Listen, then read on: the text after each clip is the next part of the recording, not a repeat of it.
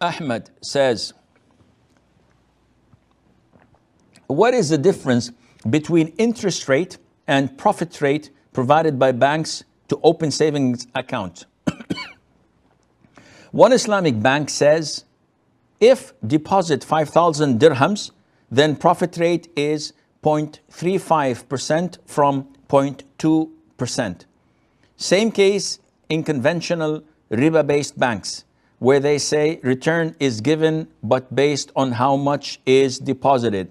So both are dealing with percentages and not giving fixed return. In my understanding, fixed is haram, but not percentage return is not. So mainly, Brother Ahmed's concern is when Islamic banks give a percentage, and this percentage is variable as a profit.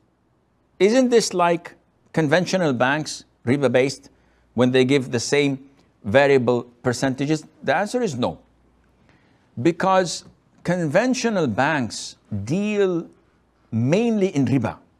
So their treasury department deals in like 90 to 95% of all the money that people deposit in it by lending it, or the vast majority of it, in riba, whether it's short term or long term, big amounts, small amounts. So they lend others, they lend your money to others, and they get riba in return.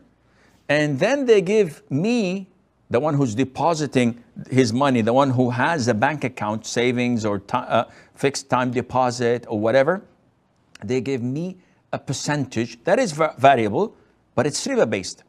While in the Islamic banking, they do not lend money. What they do is they invest. So they come to XYZ, who is a businessman, who's an investor. He's interested in building a factory. He's interested in importing goods. They study it. They partially finance it.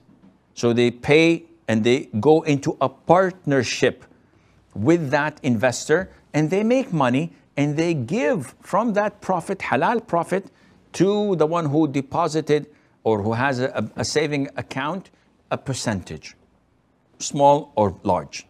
So the difference is in the source of income.